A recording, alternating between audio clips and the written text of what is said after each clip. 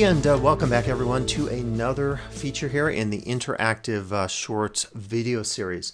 This is a series that focuses on techniques that you might use in your classes to make them more interactive or immersive. As always, if some of these work for you, use them, try them out. They're all free to use, these apps and technologies and websites, so nothing really hurt if you just give them a try. So this one today is a little bit more fun or silly even.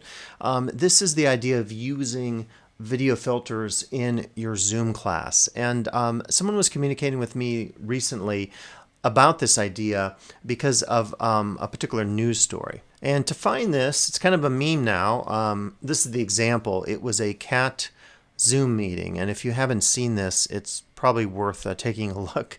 It's very short. So the deal was someone was in an online hearing with a judge or two, and they had accidentally left their filter on, and you'll see what this filter is like here.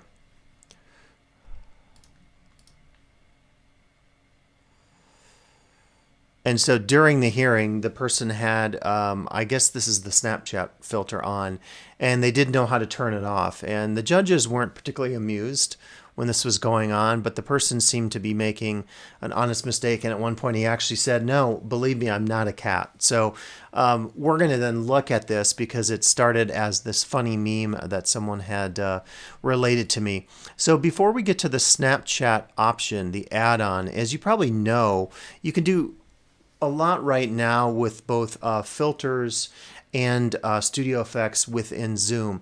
And I don't know why my screen camera has this green hue to it, but we'll just deal with that, I guess, for the time being. Or let me actually switch my other camera, see if that's a little better. Kind of washed out, but you can always, experiment with your different, if you have more than one camera, you can experiment and try different things out. I just find like each web camera or built-in camera has different properties.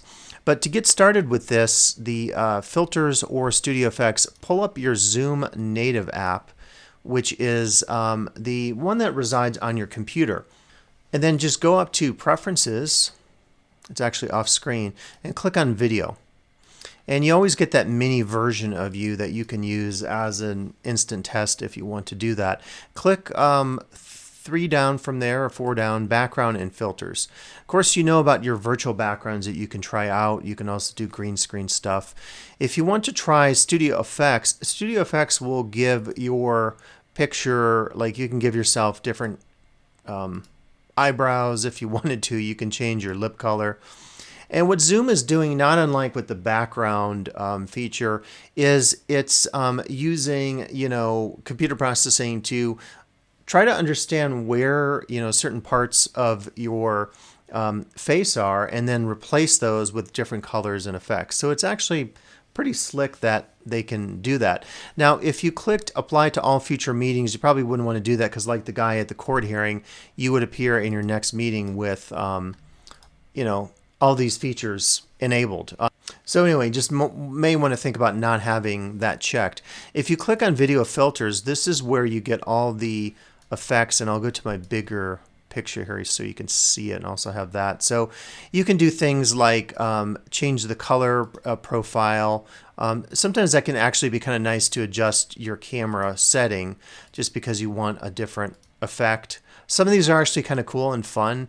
Like you could do the theater effect. You can do banners around your image. You can do a mock video recording filter that you sometimes see in kind of low budget movies. You can do a mini TV.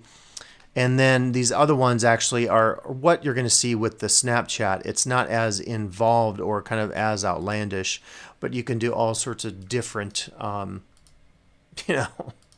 whatever you want to do. Probably not. That's probably not a good one during your meetings. Now, I think I'm suggesting here is that if you wanted to do an icebreaker in your class using some of these, you might actually get people to laugh a little bit, and we all probably can use a little more laughter in these times. And it could just be something fun to start or end a class with if you want to use something like this. So it's totally up to you. You might find it as being inappropriate or unprofessional or something, but if it's your style, you can try it out. So that is the way to do filters inside of Zoom itself. You do need a later version of Zoom. Some of the earlier versions don't have this built in. So if you click on your background and filters and don't see either the Studio Effects, which is still in beta, or these video filters, you probably need to upgrade your Zoom client here on the computer, not the web version, of course.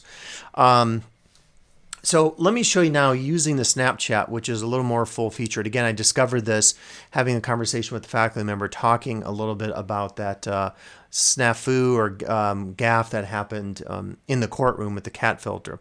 So what you're going to do to download these is first go to this website. It is snapcamera, one word, .snapchat.com. I will try to remember to put that in the comments here on the YouTube video. So you're just going to hit download. It is free to use. You can download it either to Mac or PC. This tells you the version. You just have to click on you agree to the privacy policy, put in your email, and then I guess that is basically their payment, if you will. Your payment is you have to get their marketing messages, but you could always flag that as spam in your email program if you wanted to do that.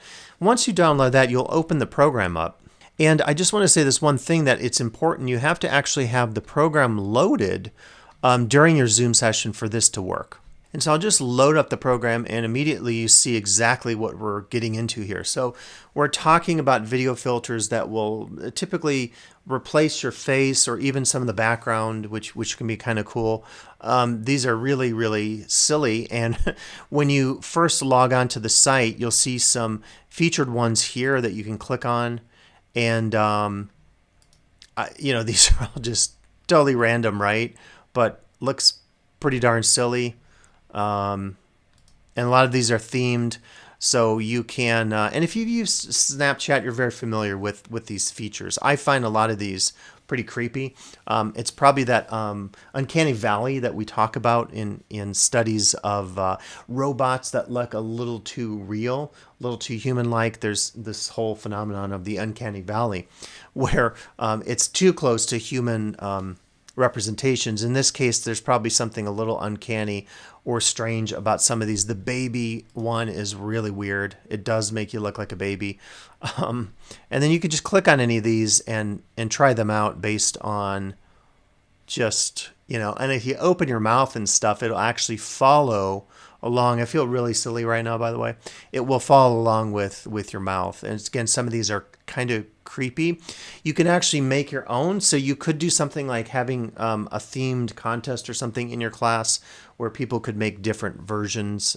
Maybe you want to try to control anything that's obscene or something that is offensive. I don't know if that's even possible. I haven't messed around too much. But if you go back to the main screen, you can click on the different examples and try some of these out. And I have some of my favorites up here.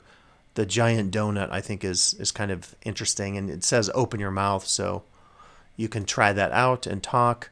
The anime one is kind of interesting.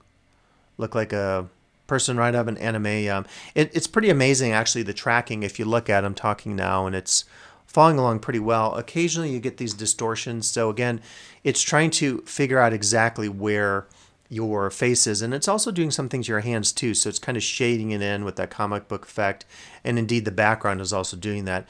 If you keep moving your head, eventually you'll see it doesn't always get it if you're moving your head really fast. So yeah, you can do that. You can do cool outer space backgrounds that can float around.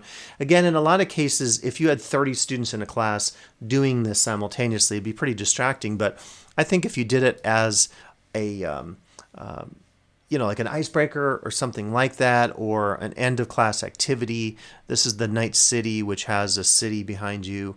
Again, it's not perfect. A lot of times it misses depending on the color of my shirt and stuff. It maybe isn't the best for this, but it's just kind of fun stuff. So if you want to incorporate this in Zoom, so again, the first thing to do is download the program.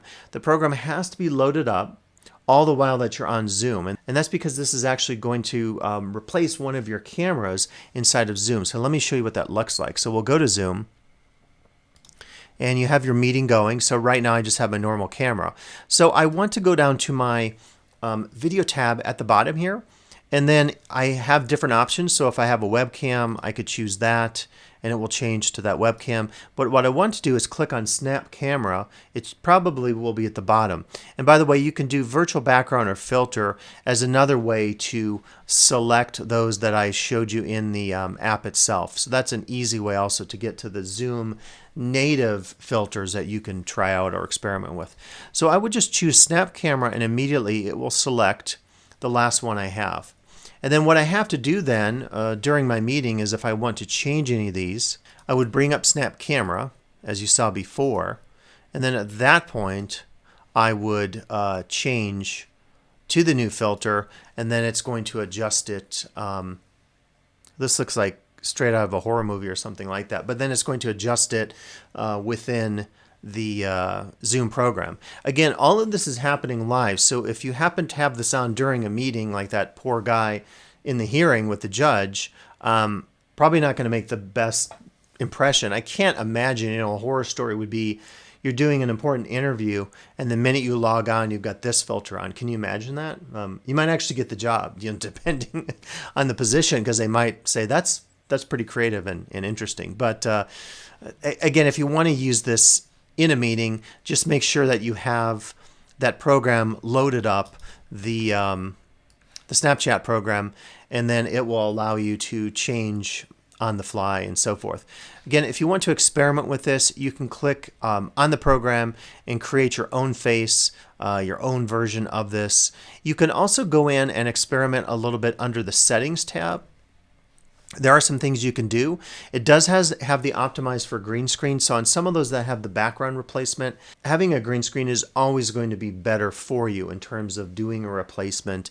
And it's less processing required of the computer because it's only replacing that one chroma color, the green, versus my background here, which is like really busy and it's trying to do a lot of calculations to understand your face, your physical appearance, and then also your background. So only do that if you have the green screen set up. Obviously don't use it otherwise. You can also do some hotkeys that allow you to turn the lens or effect on or off, and so that could be kind of good if you don't want it to always have it going.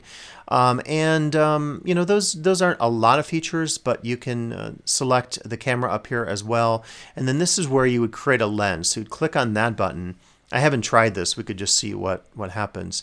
It looks like I have to actually download a program. I guess we can try it out. So as we did before, you just have to put in your email. You can always use your non-LTCC if you want to avoid spam or whatever. I just went through that myself, and I'll tell you, sometimes the number of spam emails we get in a day, it's just mind-numbing having to go through all those. Okay, so we'll give Lens Studio a look here. I just downloaded it, and you do have to give some permissions to your computer to access files and also to access the camera. And so this is actually, just looking at this is incredibly sophisticated. It almost reminds me of an environment inside a Blender, which is a 3D design tool, free to download, by the way, or even Motion from Apple. So I don't know that I'm going to go through this extensively, but it has like your whole three-dimensional environment. And I think somewhere in here, again, I just literally downloaded this, you can choose templates. And so it appears like the templates are based on different kind of situations, like objects moving in your environment or background changes or facial alterations, morphing, as we saw.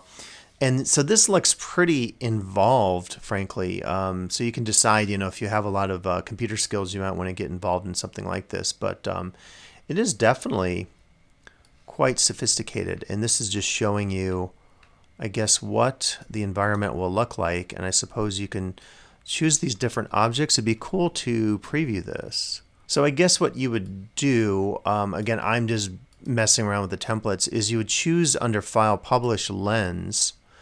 And maybe this will take you to your Snapchat account. And indeed, okay, you have to. And I actually don't have a Snapchat account. So it looks like to use the lens tool to create your own custom filters for Zoom or for your Snapchat filter for Zoom, you have to log in and sign up for Snapchat. So I'm not going to do that right now. But again, I just wanted to show you this because I heard about it. It was somewhat of a meme if you saw the guy talking as a cat during his hearing. May not be the kind of thing that you want to use in your class, but it could be a cool opportunity to do a icebreaker at the beginning of class or something at the end, something silly that engages students to get them to turn on their cameras. I know one of the challenges that we face is students sometimes are not willing to unmute themselves and turn on their video and participate in the class. So if this is something that you might use, try it out. It's totally free to use, the basic version here. And whether you use it in your class or not, you can make that decision. But it could be one way to create icebreakers and something fun in your class that takes you out of the traditional thing that you're doing in terms of your discipline content. With me as an anime character today, thanks for listening, and I'll be back with additional features here in the Interactive Shorts video series.